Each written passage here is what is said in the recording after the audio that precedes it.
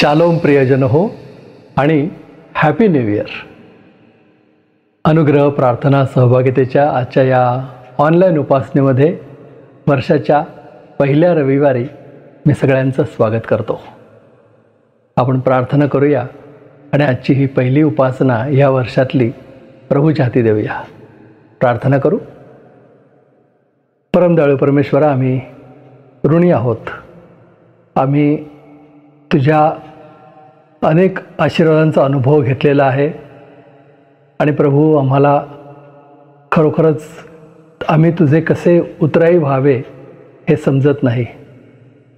तू आमच्यावर प्रेम करतोस आणि आमच्यावर आशीर्वादांचा वर्षाव करतोस हे आम्ही वारंवार अनुभवलेलं आहे.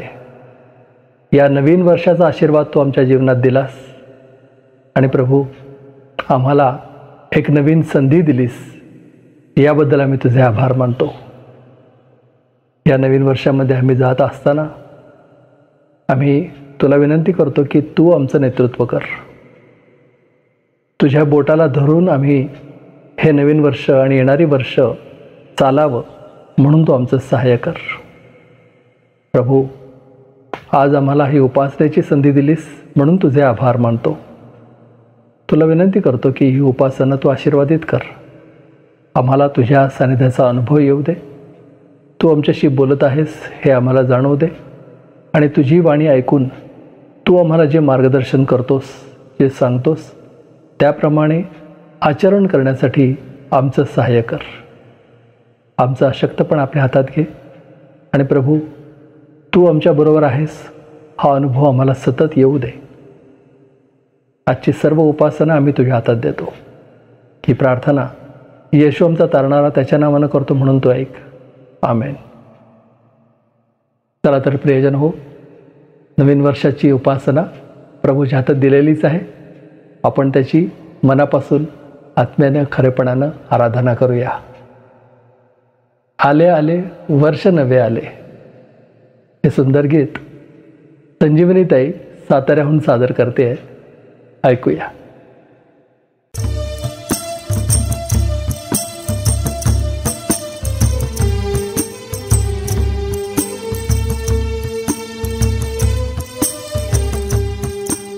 नीलपरीच्या पंखावरती स्वार होऊन आले.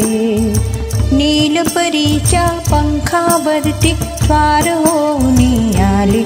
आले आले वर्ष नवे आले. आले आले वर्ष नवे आले. अंबरातल्या निलमपरीने प्राजक्ते उधळली. भूमातेने जाईजुईची मालाही गुंफिली. अंबरातल्या निलमपरीने प्राजक्ते उधळली. भूमातेने जाईजुईची मालाही गुंफिली. निशा संपली उषा हासली. निशा संपली उषा हासली. सोनेरी किरणाच्या धारांनी हे कणकण आले. आले आले वर्ष नवे आले. आले आले वर्ष नवे आले. क्षत्रिपूंची सेना हरली. विजयी प्रभू जाहले. कोटी कोटीच्या जनसमूहाने प्रभुला वंदियले. क्षत्रिपूंची सेना हरली. विजयी प्रभू जाहले. कोटी कोटीच्या जनसमूहाने प्रभुला वंदियले. हृदय हर्षले मोदे नाचले. हृदय हर्षले मोदे नाचले. जय जयकारे तिन्ही लोकही हर्षाने हे बदले. आले आले वर्ष नवे आले. आले आले वर्ष नवे आले. नीलपरीच्या पंखावरती स्वार होऊन आले. नीलपरीच्या पंखावरती स्वार होऊनी आले आले आले वर्ष नवे आले आले आले वर्ष नवे आले आले आले वर्ष नवे आले. मिसेस संध्या उजगरे यांनी लिहिलेलं आणि संजीवनीताई हिने गायलेलं हे गीत आपण नुकतंच ऐकलं. संजीवनीताई, या गाण्याबद्दल तुझे मनपूर्वक आभार.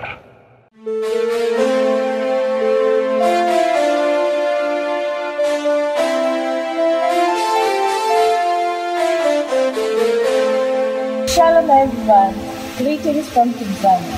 We are so happy and excited about this communion year, and we are extending our greetings and blessings from this song.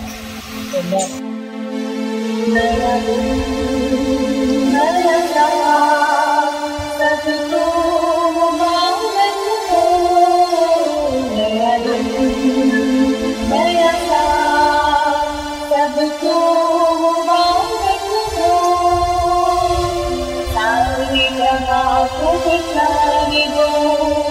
मानव रूप में आया हो, सारे जहां को बचाने हो, मानव रूप में आया हो, सबके गुनाहों से मुक्ति दिलाने, जीवन का संदेश लाया हो, वो ही सबका मुक्ति दाता, उसके नाम को गाओ. नया सबको मुबारक हो, नया दिन नया सबको मुबारक हो. जीवन के हर पल में हम उसको याद करेंगे, जीवन के हर पल में हम उसको याद करेंगे. जय जयकार के नारों से हम उसका नाम भजेंगे, वो ही सबका मुक्ति दाता, उसके नाम को गाओ.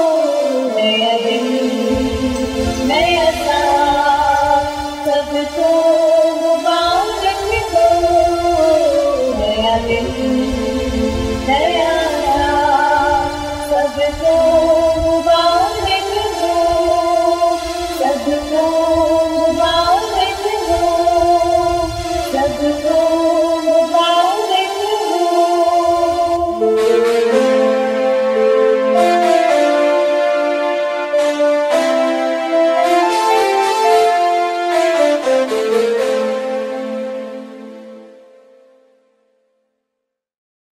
आता प्रभूचं वचन वाचूया. आणि पुण्याहून सिस्टर रंजना सिंह आपल्यासाठी प्रभूचं वचन वाचतायत.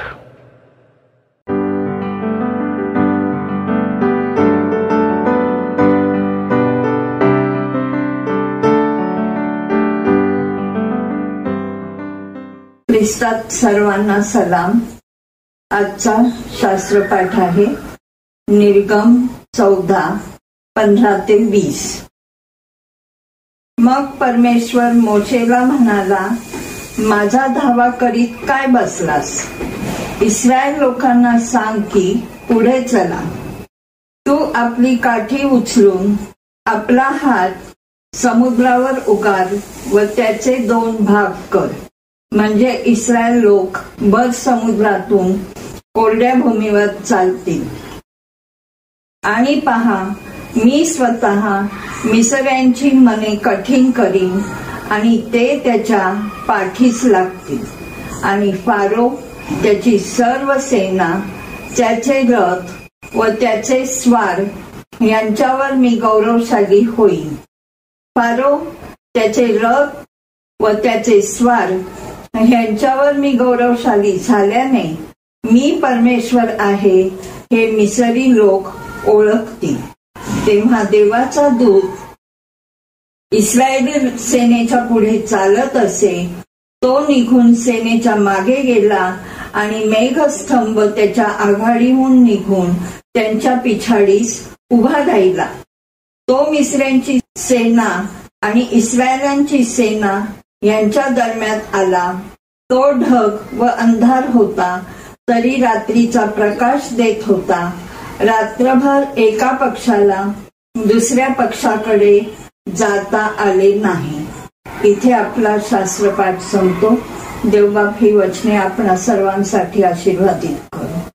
आमेन.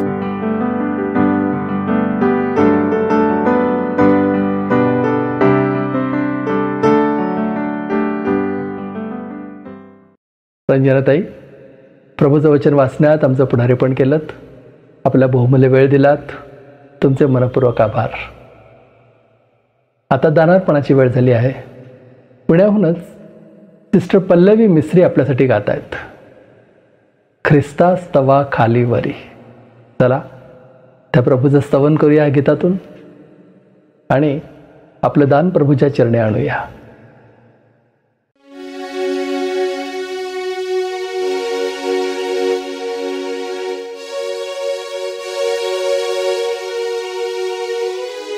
गुड मॉर्निंग प्रियांनो, शालोम, सुप्रभात. प्रियांनो, आज पुन्हा एक वेळ परमेश्वर देवतांनी आपल्याला या संडेच्या दिवशी पुन्हा ऑनलाईन एकत्र केलेलं आहे. आणि आपण जिथे कुठे आहात, मी आपल्याला विनंती करते की उपासना संगीतामधून गीत नंबर 109 हे आपण गाऊया. उपासना संगीतामधून गीत नंबर 109 हे गाऊया. आपली उपासना संगीताची पुस्तकं असतील जवळ तर उघडा आणि गीत नंबर 109 वर जा. प्रियांनो, कारण की स्तोत्रसंहिता 100 मध्ये दावीद असं म्हणतो की अहो पृथ्वीवरील सर्व लोक हो, परमेश्वराचा जय जयकार करा, हर्षाने परमेश्वराची सेवा करा, गीत गात त्याच्या पुढे या. परमेश्वर हाच देव आहे असे जाणा.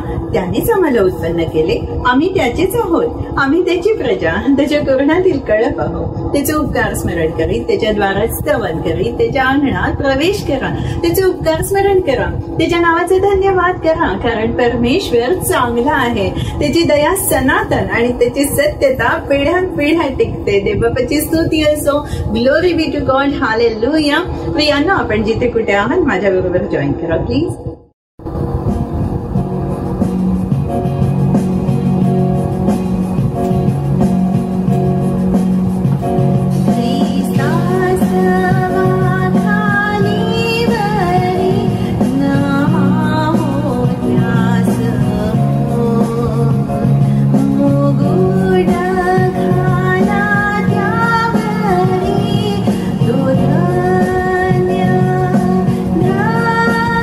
Yeah.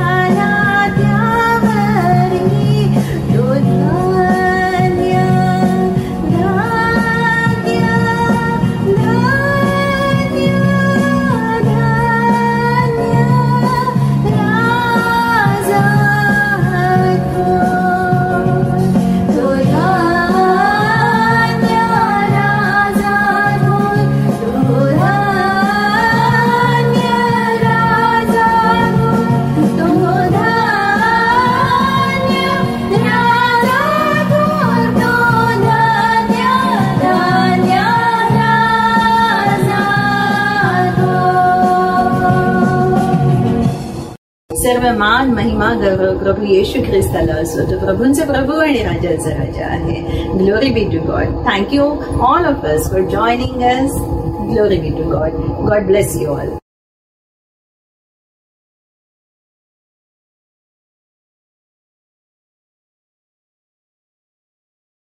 शालोम. आपण आपलं दान परमेश्वराच्या हातामध्ये सोपूया. प्रार्थना करूया. सर्व समर्थ आमच्या प्रेमळ परमेश्वरा, आम्ही तुझे मनापासून उपकार मानतो. या नवीन वर्षामध्ये पहिल्या रविवारी तुझ्या पायाजवळ बसून तुझी स्तुती आराधना करण्यासाठी तू आमचं सहाय्य केलंस, मार्गदर्शन केलंस. प्रभू, तुझे अनेक आशीर्वाद गेल्या संपूर्ण वर्षामध्ये तू आमच्या जीवनामध्ये अनुभवास दिलेस.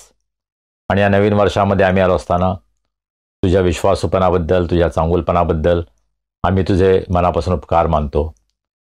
प्रभू, तू आम्हाला जी अनेक दानं दिलेली आहेत त्यामधून अत्यंत अल्प असं दान आज आम्ही तुझ्या भांडारामध्ये आणलं आहे.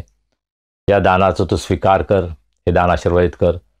या दानाचा उपयोग सुवार्ता प्रसारासाठी, मंडळीच्या आध्यात्मिक वृद्धीसाठी, अनुग्रह, प्रेयर फेलोशिप आणि हा संदेश ऐकणाऱ्या प्रत्येकाच्या जीवनामध्ये, त्यांच्या कुटुंबामध्ये तुझे अनेक आध्यात्मिक आशीर्वाद आणण्यासाठी या दानाचा उपयोग तू करून घे, अशी आम्ही तुला विनंती करतो. प्रभू, आम्ही तुझ्या वचनावर मनन करणार आहोत आणि आम्ही तुझे उपकार मानतो. तुझ्या सेविका सिस्टर अनघाताई थोरात यांच्याद्वारे तुझं वचन आमच्याकडे येत असताना आम्हा सर्वांच्या अंतःकरणाची तू तयारी कर. तुझं वचन आम्हा सर्वांसाठी आध्यात्मिक लाभाचं होऊ दे, अशी आम्ही तुला विनंती करतो. प्रभू, आम्ही सर्वजण स्वतःला तुझ्या हातामध्ये सोपवतो. तुझं आमच्याशी बोल आणि हा वेळ आम्हा सर्वांसाठी आशीर्वादाचा कर. तारणारा प्रभू येशू ख्रिस्त याच्या नावाने आम्ही प्रार्थना करतो, म्हणतोय आमेन. प्रियजन हो, आता वेळ झाली आहे प्रभूचा संदेश ऐकण्याची.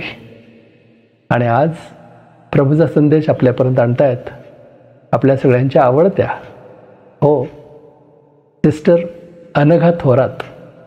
प्रभूचं वचन आपल्यापर्यंत आणतायत.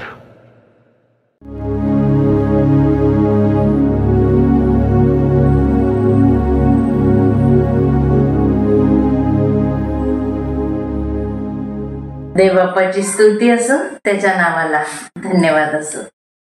आज पुन्हा एकदा परमेश्वरानं त्याच्या वचनाची सेवा करण्यासाठी या नवीन वर्षाच्या पहिल्याच महिन्यात, पहिल्याच आठवड्यात त्याच्या वचनाची सेवा करण्याची मला संधी दिली.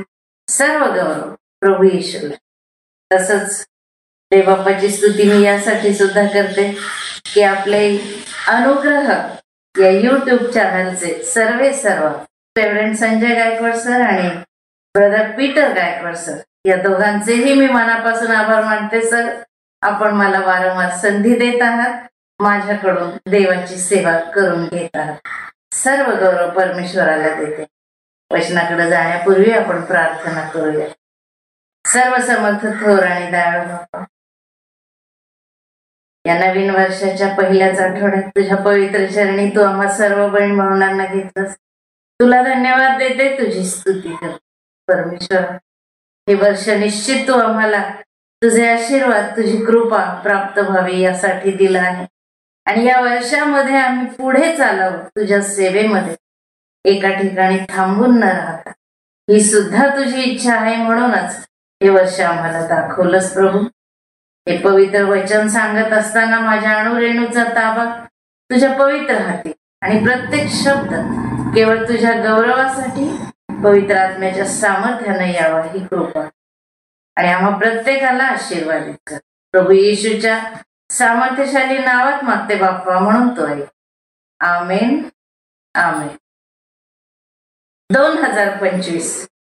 2024 संपलेला आहे आणि 2025 हे नवीन वर्ष परमेश्वरानं आपल्याला दाखवलेलं आहे.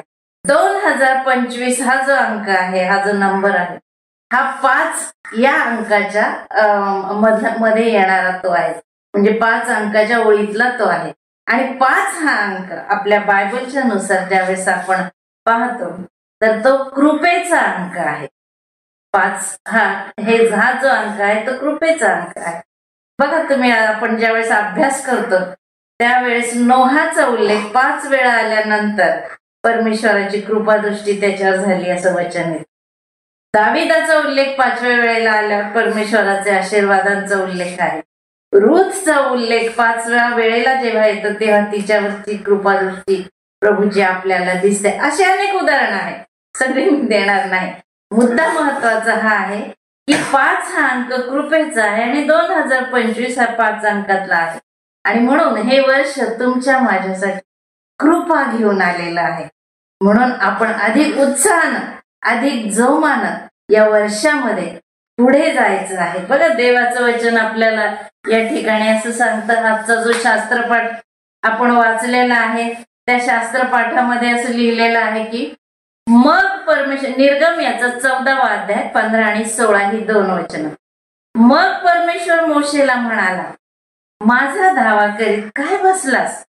इस्रायल लोकांना सांग की पुढे चला. तू आपली काठी उचलून आपला हात समुद्रावर उगार व त्याचे 2 भाग कर, म्हणजे इस्रायल लोक भर समुद्रातून कोरड्या भूमीवर चाल. देवाचं वचन हे आहे की तुम्ही पुढे चालावं, थांबू नका. एका जागी थांबून राहू नका. जो थांबला तो संपला, असं आपलं एक म्हण आहे मराठीत. जो थांबला तो संपला. थांबण्यामध्ये कुठलीही प्रगती नाही, कारण ज्यावेळेस आम्ही पुढे जातो, पुढे चालतो, त्यामध्ये गतिशीलता आहे. आणि गतिशीलता ही नेहमी आपल्याला प्रगतीपथावर घेऊन जाणारी असते. आणि म्हणूनच देवाचं वचन आज आपल्याला सांगत आहे की पुढे चाला. आणि हे जे 2025 वर्ष आहे यामध्ये तुम्हाला आणि मला पुढे चालायचं आहे हे देवानं आपल्याला सांगितलेलं आहे. बघा, इफिस्करस पत्रामध्ये असं लिहिलेलं आहे 5वा अध्याय 16वा वचन, वेळेचा सदुपयोग करा कारण दिवस वाईट आहे. तुम्हाला मला सर्वांना माहिती, आपल्याला सुवार्ता सांगणं, प्रभूच्या मार्गात चालणं किती अवघड गोष्टी होत चाललेल्या आहेत. दिवस वाईट आहे. म्हणून जो काही पिरियड, जी काही वेळ प्रभूनं तुमच्या माझ्या हातात ठेवलेली आहे, हा दिवस तुमच्या माझ्या हातात, हे वर्ष तुमच्या माझ्या हाती दिलेलं आहे, यामध्ये तुम्हाला आणि मला वेळेचा सदुपयोग करून घ्यायचा, पुढे चालायचं आहे, ख्रिस्तामध्ये पुढे चालायचं आहे. स्वतः प्रभू येशू ख्रिस्त चालत होता या पृथ्वीवर असताना, तो थांबलेला नाही. आणि तो म्हणतो माझ्या मागे या. त्या प्रभूच्या मागे तुम्हाला आणि मला चालत राहायचं आहे. आणि ज्यावेळेस आम्ही या परमेश्वराच्या मागे चालतो, आम्ही प्रगतीपथावर असतो, आम्ही सार्वकालिक जीवनाच्या मार्गावर असतो, आम्ही देवाच्या सानिध्यात असतो, आम्ही आशीर्वादांच्या त्या परमेश्वराच्या पंखाखाली वावरत असतो. आणि म्हणूनच जर तुम्हाला आणि मला आशीर्वाद हवे असेल तर आम्हाला पुढे चालायचं आहे. कशासाठी? तर आम्हाला देवाच्या आज्ञेचं पालन करायचं. प्रभू म्हणत आहे पुढे चाल, थांबून काय राहिला. बघा, मोशे, ज्यावेळेस आम्ही मोशेच्या जीवनाचा विचार करतो त्यावेळेला 40 वर्ष हा मोशे राजवाड्यामध्ये थांबून राहिलेला होता. परंतु परमेश्वराचा पवित्र आत्मा आम्हाला कुठेतरी ती चुटपुट लावितच असतं. मोशेला ती चुटपुट लागली कारण त्याच्या आईनं त्याची घडणच अशी केली होती, त्याची दाई बनून ती आली. कारण तिचं एकच ध्येय होतं की माझ्या मोशेला मी माझ्या देवाची ओळख करून देईन, त्याच्या विश्वासातच त्याला वाढवेल. आणि हाच विश्वास त्या मोशेमध्ये पक्का रुजलेला होता. म्हणून 40 वर्ष जरी तो त्या राजवाड्यात थांबून राहिला, परंतु 40 वर्षानंतर मात्र तो बाहेर निघाला, पुढे चालायला लागलेला. आणि तो पुढे आला तो कशासाठी? तर पवित्र वचन आपल्याला सांगतं की आपल्या लोकांसाठी तो त्यानं राजवाडा सोडलेला आहे. आपल्या लोकांचे इस्रायल राष्ट्र जे होतं, जे मिस्रांच्या ताब्यामध्ये होतं, फारोच्या ताब्यामध्ये हे लोक होते आणि त्यांच्यासाठी तो बाहेर पडलेला आहे. आणि त्यानं एका इस्रायल मनुष्याला मदत सुद्धा केली, कारण जो मिस्री मनुष्य त्याला मारत होता त्याला त्याने आवरलं आणि त्यालाही त्याने मारून टाकलेलं आहे. परंतु ज्यावेळेस दुसऱ्या दिवशी पुन्हा इस्रायलच भांडत होते, हे भाऊ बंधूच भांडायला लागले, त्यावेळेला पुन्हा मोशेनं त्यांना आवरण्याचा प्रयत्न केला पण त्यावेळेला मात्र त्यांनी त्याला नाकारलेलं आहे. तुला कोणी सांगितलंय आमच्यावर तुला कोणी नेमलेलं आहे? आम्ही सांगू का त्या मिस्री माणसाचा तू वध केलेला आहेस आम्ही सांगू का? म्हणजे आपलीच माणसं आपल्याला पुढे जाण्यापासून रोखतात. मोशेच्या बाबतीत तेच झालेलं आहे. मोशे घाबरला त्यामुळे आणि पुन्हा जाऊन त्या मिद्यानी याजकाच्या इथे 40 वर्ष तो थांबून राहिला. पण जर आम्ही निवडलेले आहोत, जर आमचा परमेश्वरावर विश्वास आहे, तर या परमेश्वराला आमचं थांबून राहणं अजिबात पसंत नाही. त्यानं त्या मोशेला तिथून बाहेर काढलंय. मोशे थांबलास का?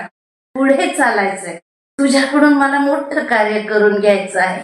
आणि ज्या वेळेस ती जनावर म्हणजे ती जे त्याचे जनावर किंवा ती मेंढर तो चारत होता इथ्रो या याजकाची, त्याचा तो जावई होता आणि त्याची ती मेंढर तो चारत असताना परमेश्वराचं दर्शन त्याला त्या झुडपामधून झालेलं आपण पाहतो.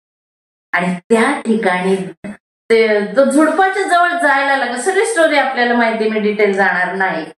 आणि तो जायला लागल्याबरोबर परमेश्वराची स्वर्गातून वाणी आली, मोशे पायातले जोडे काढ. आणि मग इथे, कारण इथं त्या परमेश्वराचं पावित्र्य उतरून आलेलं होतं, परमेश्वराचं सानिध्य उतरून आलेलं होतं, त्याची समक्षता त्या ठिकाणी उतरून आलेली होती. आणि परमेश्वराची ही इच्छा होती की ते जोडे त्याने घालून ठेवलेले आहेत ना, ते त्याला मागे खेचणारे जोडे होते, ते त्याला थांबवून ठेवणारे जोडे होते, ते निराशेचे जोडे होते. 40 वर्ष राजवाड्यात राहिला, 40 वर्ष त्या इथ्रोच्या इथं राहिलेला, निराशेनं घेरलेला 80 वर्षाचा मोशे नैराश्य जीवनात. माझ्या लोकांसाठी मी बाहेर पडलो, पण त्यांनीच माझा नाकार केलेला आहे. निराश झालेला तो मोशे, प्रभू त्याला सावरीत आहे. प्रभू म्हणतो, मोशे ते जोडे काढून टाक निराशेचे आणि कर माझ्या समक्षतेला तुझा तो स्पर्श, कर या पावित्र्याला स्पर्श. आणि हो तू बलवान, माझी इच्छा आहे तू असं इथं थांबून राहू नये. माझ्या लोकांसाठी, त्यांच्या सुटकेसाठी मी तुला निवडलेला आहे. तू बाहेर ये. मोशेनं केलं तसं, ते जोडे बाहेर काढले. त्यांनी जोडे काढले आणि त्या पावित्र्याला जणू काय त्याला तो स्पर्श केला. जो निराश झालेला मोशे होता तो आशेनं भरलेला आहे. जो अगदी देवापासून, देवाच्या सानिध्यापासून दूर होता, तो देवाच्या सानिध्यात आलेला आहे. एक सामर्थ्य त्याच्यात निर्माण झालं, एक कुठली तरी जिद्द त्याच्यामध्ये निर्माण झाली. परमेश्वरानं जे मिशन त्याला दिलं होतं की माझ्या लोकांना तू बाहेर काढायचं आहेस या फारूच्या तावडीतून, कनानामध्ये मी घेऊन जाणार आहे. मोशेनं ते निराशेचे जोडे काढले. आज तुमच्या माझ्या पायामध्ये कोणते निराशेचे जोडे आहेत? कौटुंबिक समस्या असतील, सामाजिक समस्या असतील, मंडळीमधली काहीतरी असतील आमच्या मनामध्ये की जिथे लोक आम्हाला खाली पाडण्याचा प्रयत्न करतात, आम्हाला निराश करण्याचा प्रयत्न करतात. आज प्रभू येशू म्हणत आहे, काढून टाकते जोडे निराशेचे. आज हे नवीन वर्ष, हे झुडूप मी तुला यासाठीच दाखवलेलं आहे की तू ते जोडे काढून टाकावेत निराशेचे आणि माझ्या पावित्र्याला, माझ्या सामर्थ्याला तू स्पर्श करावास.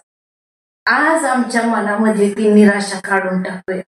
पुढे जायचं आहे, तुम्हाला मला पुढे जायचं आहे. प्रभूनं पुढे जायला आम्हाला पाचारण केलेलं आहे. मोशेनं केलं, तुम्हाला मला करायचं. मोशेनं मग ते 10 पिढा वगैरे या सगळ्या गोष्टी झाल्या त्या ठिकाणी. आणि कसा बसतो फारूक तयार झाला त्यांना पाठवण्यासाठी. आणि मग ज्या वेळेस सर्व ते इस्रायल राष्ट्र घेऊन मोशे बाहेर पडलेला आहे, इकडे पुन्हा फारोचं मन कठीण झालं.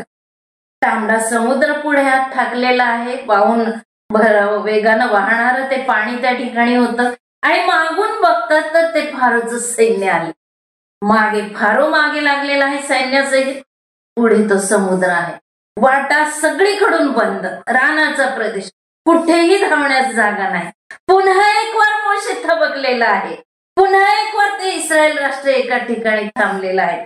आणि आजचं जे प्रतीक वचन आहे आपलं, तिथे प्रभू त्याला म्हणत आहे, मग परमेश्वर मोशेला म्हणाला, माझा धावा करीत काय बस, धावा करीत राहील. मोशे परमेश्वराचं हे धावा करणं ना, सगळं नुसतंच धावा करीत बसणं, हे आपल्या भांबावलेल्या मनस्थितीचं दर्शक आहे. प्रभू म्हणत आहे नुसतं असं भांबावून जाऊन माझं धावा करू नको, तर कृती कर, पुढे चाल, पुढे जा. तू कसा पुढे जाऊ प्रभू मी? तुझ्या हातातली काठी.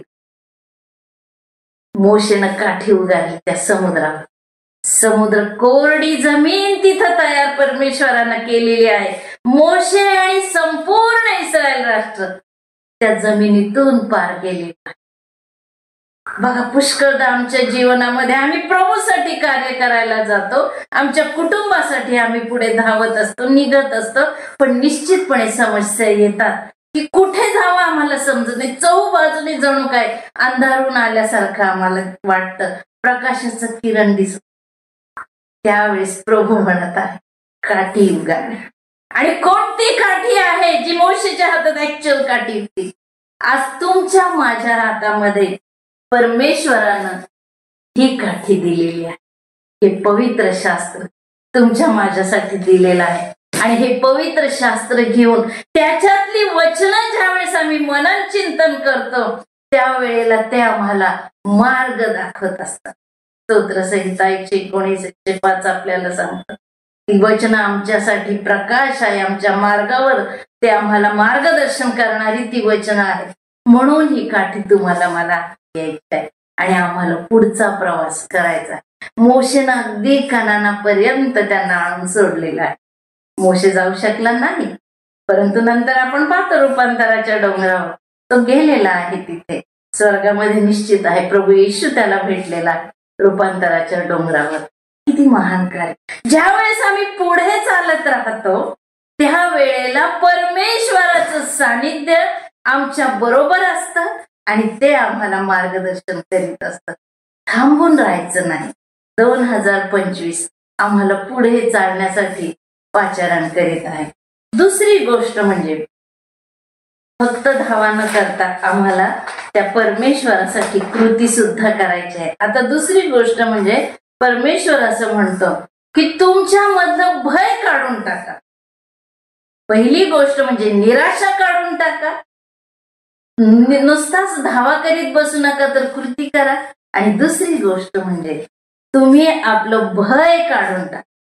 खूप घाबरतो आम्ही, करू की नको, काय होईल, कसं होईल, कोणी काही बोलेल का, आमचं चुकतंय का, किंवा आम्हाला ते अचीव करता येईल किंवा नाही, अशा अनेक शंका कुशंका आमच्या मनामध्ये येत असतात. आणि त्यामुळे आम्ही घाबरून तो बसलेलो असतो. निराशा आमच्या मनामध्ये दाटून येते. भय आम्हाला पुढे जाऊ देत नाही. आणि प्रभूची इच्छा तर आहे की आम्ही पुढे जावं म्हणून. यहोशवा याचा 1 अध्याय 9 वचन बघा. मी तुला आज्ञा केली आहे ना, खंबीर हो, हिम्मत धर, घाबरू नको, कचरू नको, कारण तू जाशील तिकडे तुझा देव परमेश्वर तुझ्या बरोबर असेल. बघा किती सुंदर वचन आहे ह्या 1 अध्यायामध्ये. आणि त्या पहिल्याच 9 वचनामध्ये जवळजवळ 4 वेळेला प्रभूचे हे अभिवचन आहे. खंबीर हो, घाबरू नको, भिवू नको, हिम्मत धर, मी आहे तुझ्या बरोबर. यहोशवा, कारण काय झालं होतं, हा जो मोशे आहे ना, हा मोशे मरण पावलेला आहे.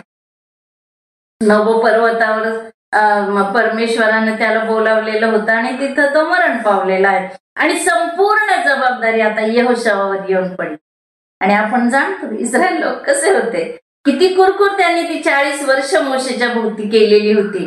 यहोशवा हे सगळे पाहत होता, अनुभवत होता. अत्यंत कठीण अवस्था होती. आणि पितृछत्र ज्यावेळेस आपल्या घरामधलं करती व्यक्ती जाते आपल्यामधून, त्यावेळेस किती असहाय्य, किती एकटेपण आपल्याला जाणवत असतं. काय करू, कसं करू, मार्ग सुचत नाही, भयानं आम्ही ग्रासून गेलेलं असतं. तसं ह्या यहोशवाचं झालेलं आहे. किती तो मोठा जमाव होता. 6 लाख तर केवळ पुरुष होते, स्त्रिया, मुलं वगैरे कितीतरी 12-13 लाखांचा तो जमाव होता. आणि एवढ्या सगळ्या लोकांना सांभाळून नेणं ही काय साधी गोष्ट नव्हती. आपल्याला आपलंच कुटुंब चालवताना किती नाना समस्या येतात आणि कसं करावं, काय करावं याचं भय सुद्धा बऱ्याचदा आमच्या मनामध्ये दाटून येत असत. या यहोशवाला ती भीती वाटत होती. म्हणून प्रभू त्याला 4 वेळेला समजावून सांगत आहे. कारण आम्ही माणसं आहोत, आमची प्रकृती तो जाणतो. तो स्वतः मानव म्हणून या जगामध्ये आलेला, आमच्या बरोबर वावरलेला आहे. म्हणून आमच्या प्रत्येक भावभावनांशी त्याचा संबंध जवळून आलेला आहे. त्याने आमचं मन जाणलेलं आहे. आम्ही त्याच्या हस्तकृती आहोत. त्याच्यापासून काय लपतं आमच्या मनात? कितीही आम्ही देखावे केले तर आम्ही भ्यालेलो आहोत हे तो जाणतो. तो जाणत होता. म्हणून तो म्हणतो, मी तुला आज्ञा केली आहे ना, खंबीर हो, हिम्मत धर, घाबरू नको, कचरू नको, कारण तू जाशील तिकडे, तुझा देव परमेश्वर तुझ्या बरोबर असेल. हा परमेश्वर तुमच्या माझ्या बरोबर आहे आणि तो तुम्हाला आणि मला त्या देशामध्ये नेल्याशिवाय राहणार नाही. त्याची ही इच्छा आहे की आम्ही थांबून राहू नये, आम्ही पुढे चालावं. भय किंवा भीती आमचे पाय आहेत ना, ते मागे खेचून ठेवत असतात. पुढे चालण्यापासून ही भीती आम्हाला रोखत असते. यहोशवाच्या जीवनात तीच परिस्थिती आली होती. वचनदत्त देशाच्या बॉर्डरवर ते अगदी उभे होते, पण पलीकडे जाताना ती जी मोठा ते यरीहो शहर होतं ते ओलांडून जावं लागणार होतं आणि ती मोठी तटबंदी सुद्धा तिथं होती. आणि परमेश्वराचं अभिवचन त्याला आहे, खंबीर हो, हिम्मत. आमच्या जीवनामध्ये अशा अनेक तटबंद्या येतात की ज्या ओलांडून जाणं कदाचित आम्हाला कठीण वाटत असतं, त्या ओलांडणं आम्हाला दुरापास्त होत असतं. आणि म्हणूनच परमेश्वराचं अभिवचन आहे की मी तुझ्या बरोबर आहे, तू घाबरू नको. 2 कोरिंथ याचा 10वा अध्याय 4थ्या वचनामध्ये ती तटबंदी दिलेली आहे, तुमच्या माझ्या बरोबर असणारी.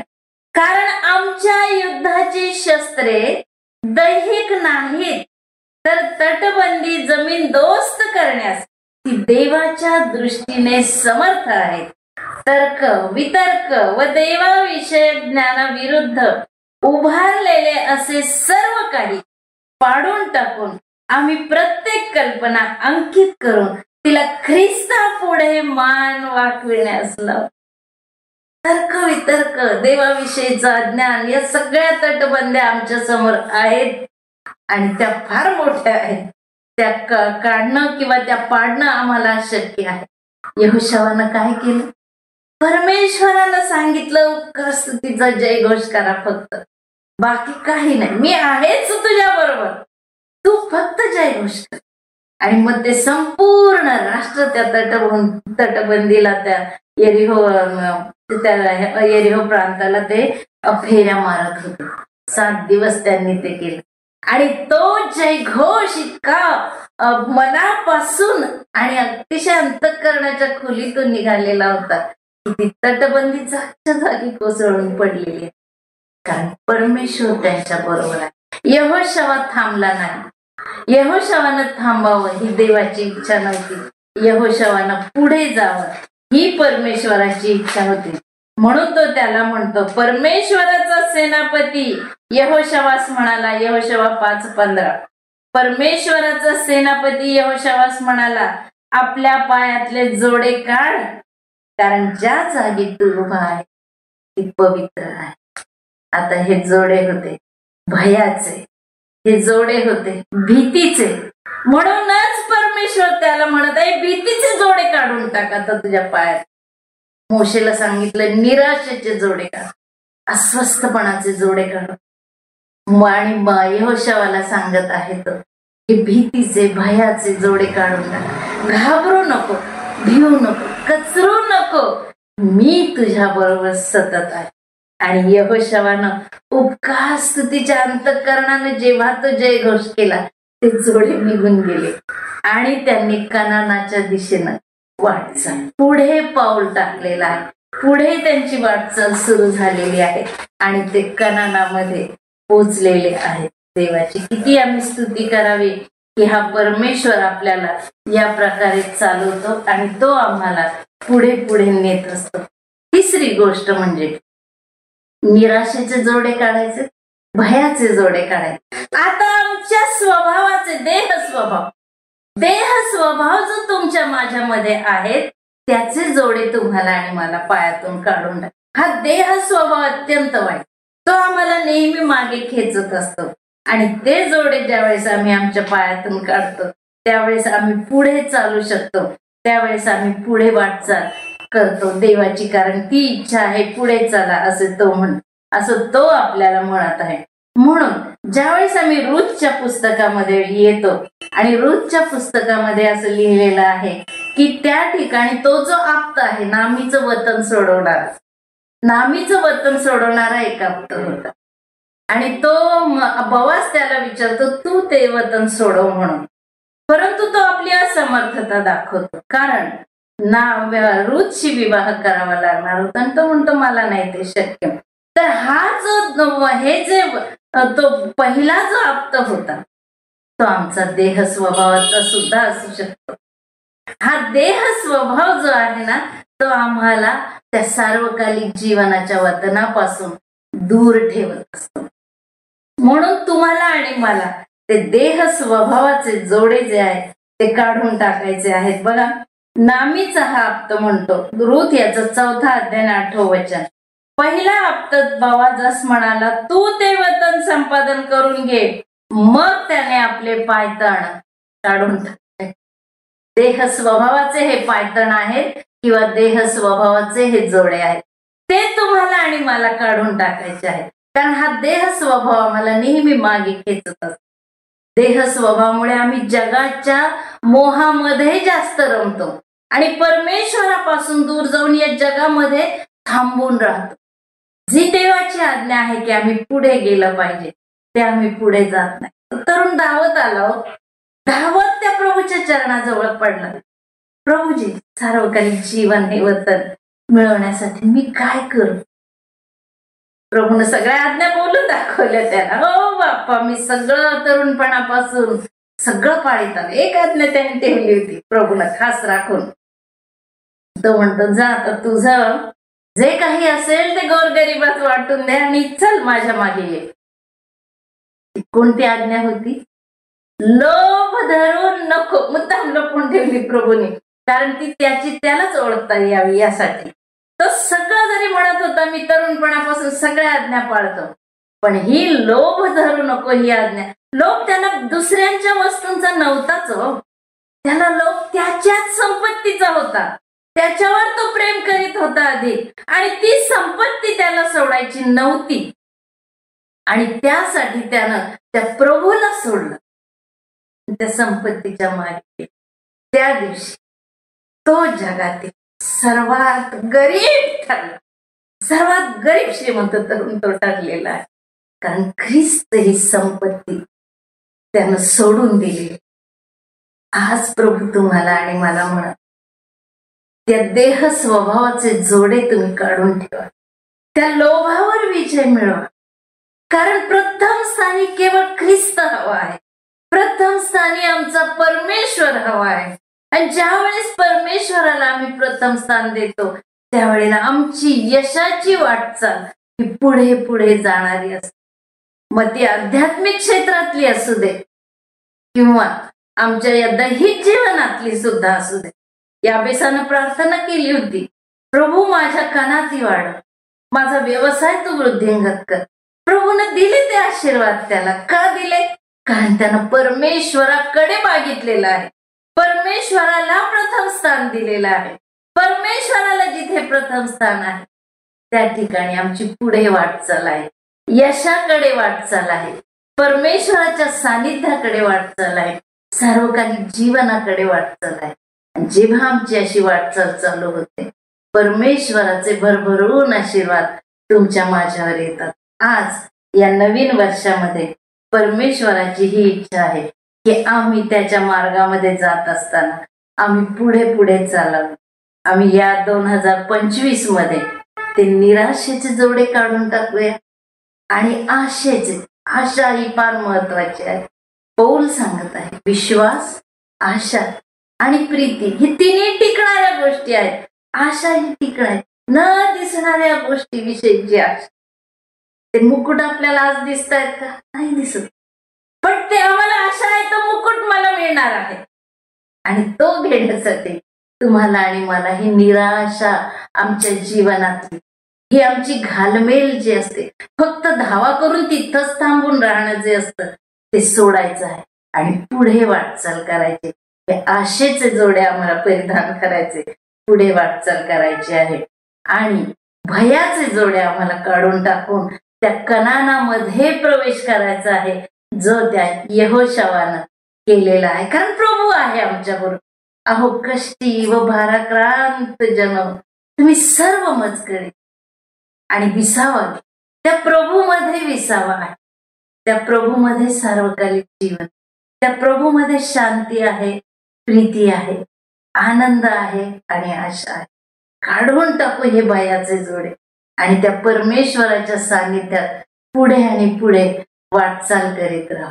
आणि हा देह स्वभावाचे सुद्धा हे जोडे काढून टाकेल. आम्ही त्या परमेश्वराच्या सामर्थ्यात नवीन जीवनामध्ये प्रवेश केलाच आहे. त्या नवीन जीवनामध्ये अधिक आणि अधिक पुढे जात प्रभूचं कार्य वाढवूया, प्रभूचं कार्य करूया. कारण हे कृपेचं वर्ष तुमच्या माझ्यावर उतरून आलेलं आहे. या कृपेचा फायदा घेऊया, कारण वेळेचा सदुपयोग करा असं देवाचं वचन सांगतं. या वर्षामध्ये आपण पुढे चालणं सतत आणि सतत, जसा प्रभू माझा चालला त्याप्रमाणे आपणही त्या प्रभूच्या मागोमाग जाऊया. कारण तोच म्हटलाय, माझ्या मागे चालूयात ती वाटचाल आणि जाऊयात पुढे. हे नवीन वर्ष आपण सर्वांना खूप आनंदाचं, लाभाचं, आशीर्वादाचं जावं. देवाची स्तुती असो, त्याच्या नावाला धन्यवाद असो. आमेन, आमेन.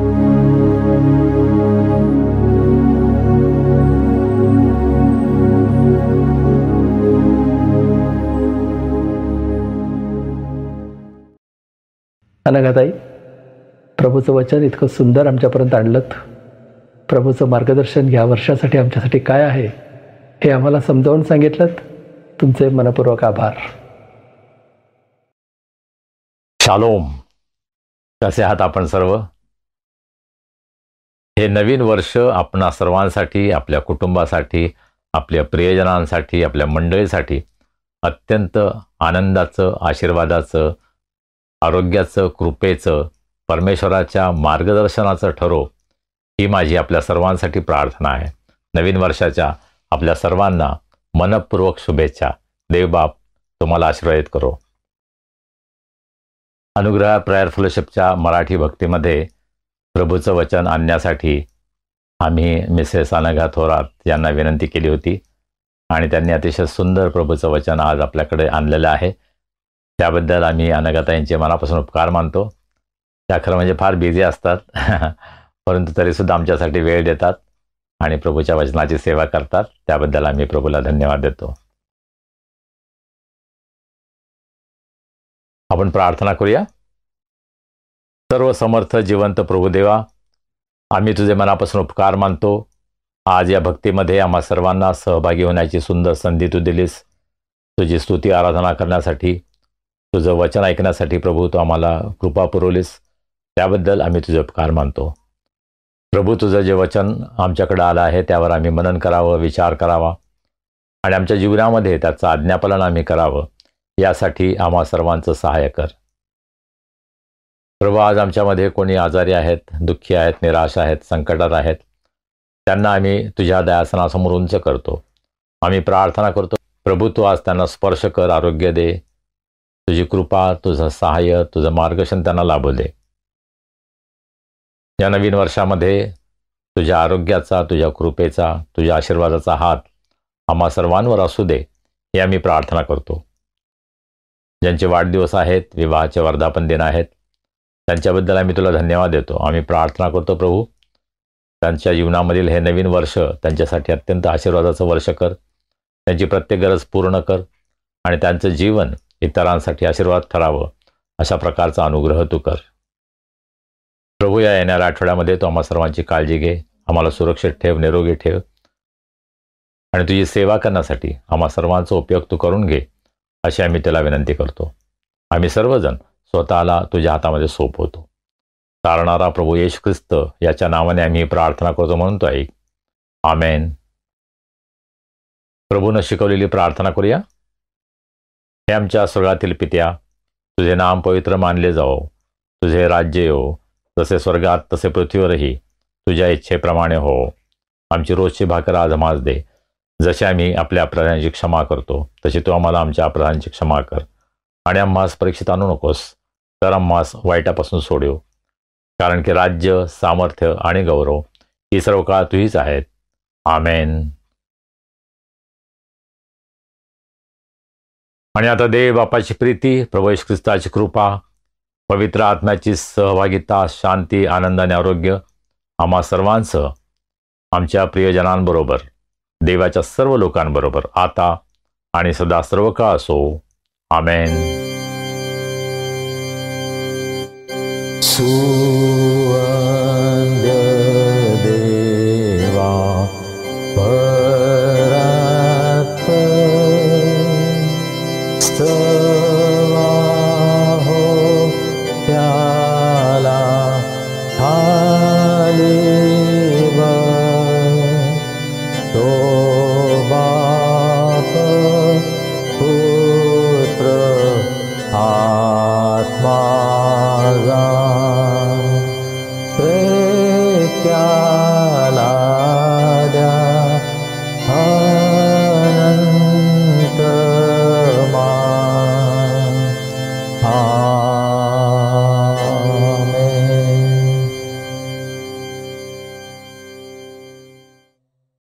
प्रियजन हो, आजची उपासना कशी वाटली? तुम्हाला आशीर्वाद मिळाला? मग हा आशीर्वाद तुमच्या मित्रमंडळी, नातेवाईकांना देताय ना? उपासनेची लिंक त्यांना पाठवताय ना? प्रियजन हो, माझी विनंती आहे, हे चॅनल आपण सबस्क्राईब करा, यासाठी की तुम्हाला वारंवार आम्हाला लिंक पाठवण्याची गरज पडणार नाही. तुम्हाला आपोआपच तुमच्या यूट्यूब चॅनलवर ही लिंक तुम्हाला मिळेल, त्याचं नोटिफिकेशन तुम्हाला मिळेल आणि मग आपण सहज उपासनेमध्ये भाग घेऊ शकू. आमचा सध्याचा ग्रुप ऑनलाईन सर्व्हिसेस अजूनही मर्यादित आहे. बरेचसे लोक अजूनही त्यामध्ये सामील झालेले नाही आहेत आणि म्हणून अनेकांपर्यंत ही उपासनेची लिंक जात नाही आहे. आणि म्हणून तुम्हाला जर तुमच्या मित्रमंडळींना ही लिंक पाठवता आली तर उत्तम. त्यांना उत्तेजन द्या या चॅनलला सबस्क्राईब करण्यासाठी. आता भेटूया पुढील रविवारी. तोपर्यंत शालोम.